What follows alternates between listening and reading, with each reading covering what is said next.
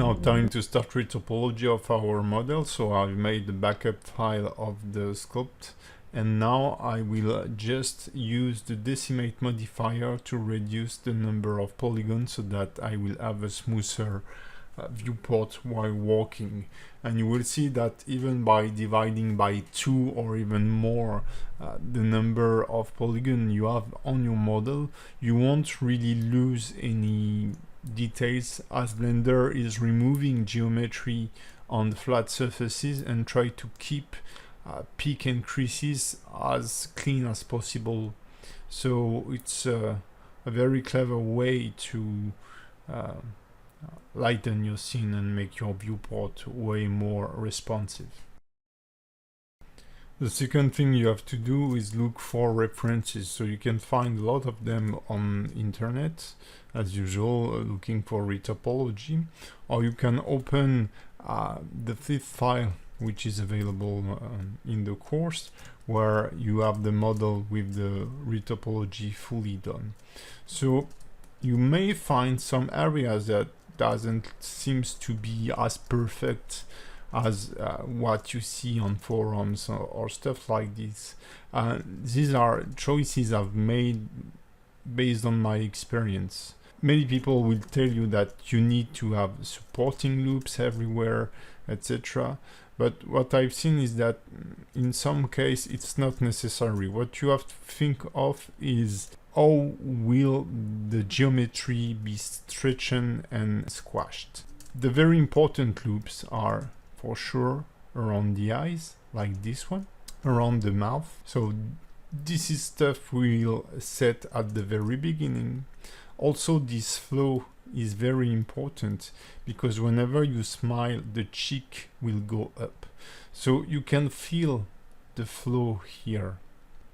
So as mentioned before, you can think of this area that is stretching whenever you smile. The cheek will go up, and also the eye will be affected by the smiling. This is because you have muscles underlying here. So the best topology is the one that is following muscle flow, but it's not always so easy to do. But having some anatomy references, as usual, is pretty cool. We have also this redirectioning here that I like because it will be very useful whenever we want to make our character frowning, to have some geometry squashing here.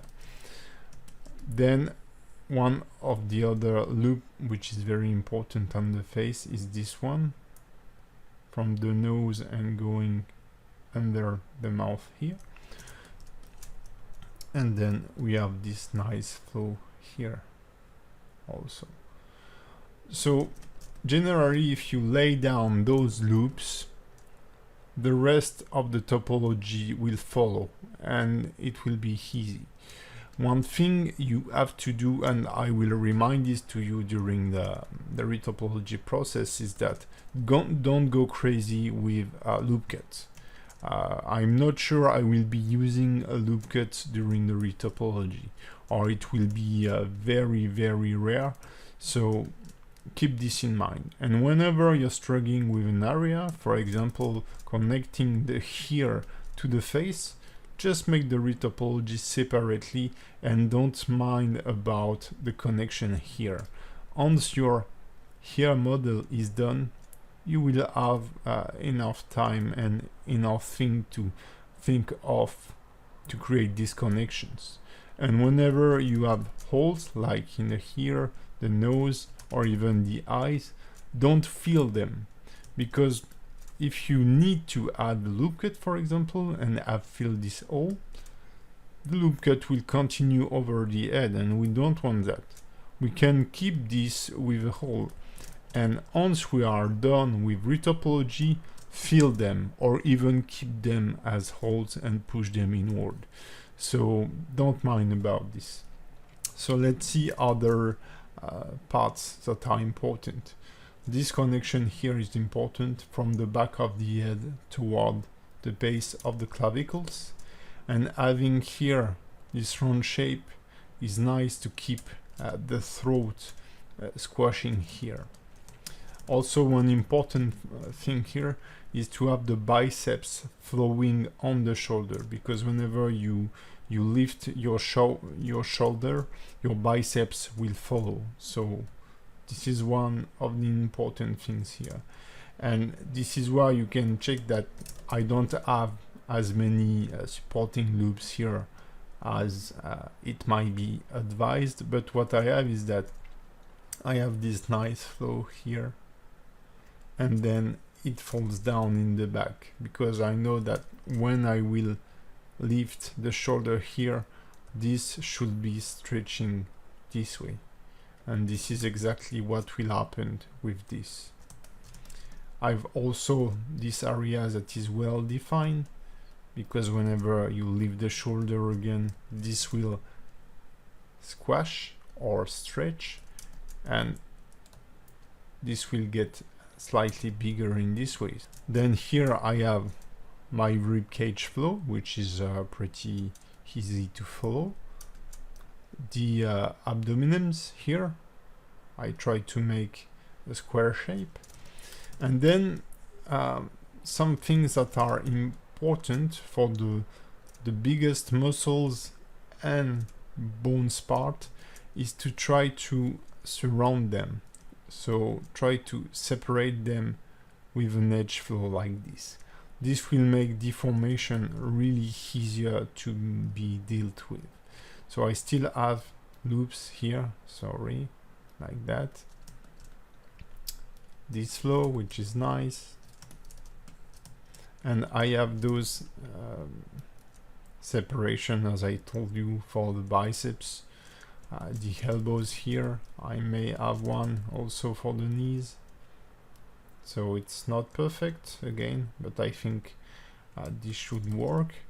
And even if we won't be creating the feet, it's important to keep the topology here, even when it's covered with hammer, as clean as possible, because we may be using this base mesh to drive the rig of the hammer. So just take this as something to be done properly. Finally, the fingers here. So I will show you the method. This is very, very simple. This is something I do very oftenly. To get a nice and clean finger topology is very easy. And then the only thing we have to be worried, or one thing I like to do, is to have this flow here in the middle of the fingers and along here, because that will really help us during UV unwrapping, and also whenever you open the thumb here, it will stretch this part of the skin. So everything is looking good and logical. And finally I have this slight spinning effect here. If you check this point, and if we go down here, here, you can see that I have slightly twist the topology, because if you imagine the limitation of the twisting of the arm, we are nearly at the maximum when rotating this way. So he should be able to rotate his arm like 30 degrees more, so we will have a little more stretching, but this will get aligned when we will make a rotation in this way. So as my T-pose is quite particular and the ends are not perfectly aligned with the plan here, this is a way to avoid further stretching when the character will be rigged. So just go back and forth whenever you need on this reference, but I will try to share with you most references and good advices during the retopology process. Finally, regarding mesh density, here I'm at 3,500 vertices. You can have a visual check of the density here on the face. I'm, let's say, on the eye level of for a retopology. You don't need to go way higher because you won't get more details, and we will source the sculpted details using a multi-resolution modifier and a shrink wrap modifier later on. And on the body you can see that the density is good enough so that it won't be too much of a pain to be rigged, because if you go higher, then when you will have to animate it, it will be really complicated, and you will have a lot of correction to be done in weight painting and stuff like this. So I think that's a pretty good poly count here for this model. To get things started, we will enable the snapping, add a mesh, whatever, a face or even a cube, and enable individual point snapping. And then by control clicking, I will be able to start drawing vertices using the vertex mode. So what I will do is start with the eye and make the loop around the eye, trying to have a pair number of vertices, because whenever you work on this kind of thing, you will try to systematically get a pair number, because if you can subdivide something by 2, it means you will be able to get quads, while when you get impair numbers, it's quite sure you will face off triangulated faces. And I will try to have a doubled edge on the corner, on each corner of the eyes, to allow us to have some thickness between each eyelashes.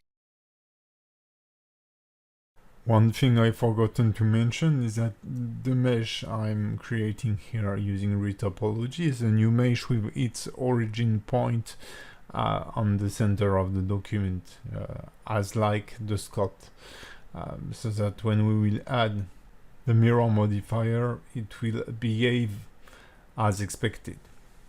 So now I will start working on the mouth.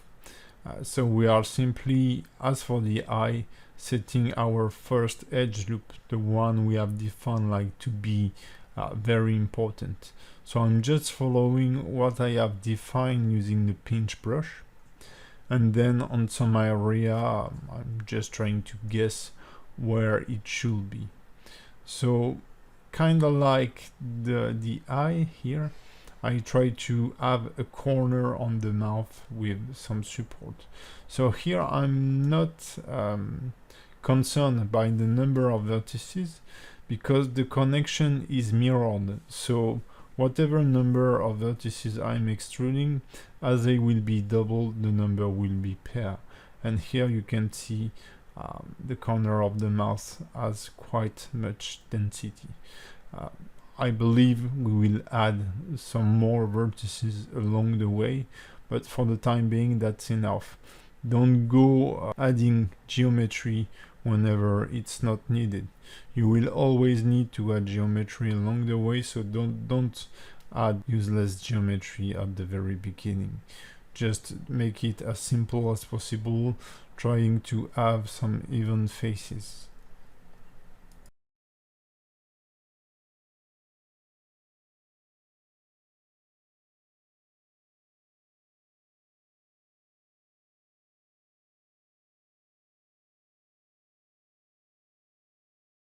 I'm now creating the third loop we've seen in the introduction, going onto the bridge of the nose and on top of the chin. So I'm adding several cuts just to keep it as even as possible.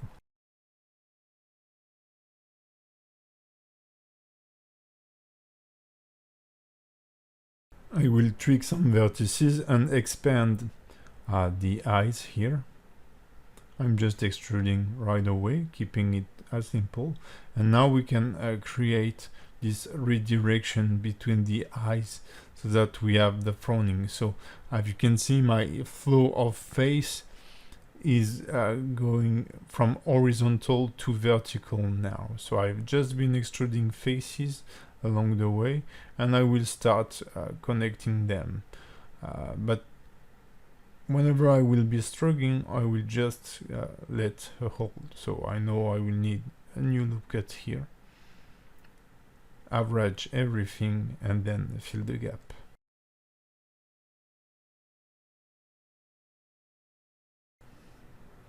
So now I'm starting filling the nose, just following the current edge flow. And as soon as I will get on this part of the mouth, I will try to make a new corner, kind of like what we were expecting for the muscles and the knees. Having these loops that will isolate this part will just add one vertices to our polygon, and this will make our base model way closer to what it is when sculpted, and I believe it will have better deformation.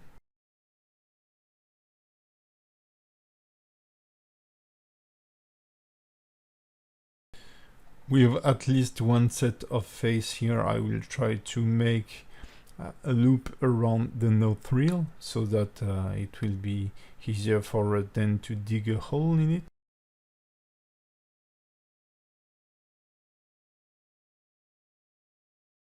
And now it's time to show you a little trick I used very oftenly, and this is how you get such a nice topology with clean faces. That I select an area, press W and smooth everything, then press G and enter, and thanks to the face snapping, it will reproject the points onto the surface, and as we have a procedural smoothing, the point seems to be very nicely positioned. Then I tweak it a little to follow the features of the face.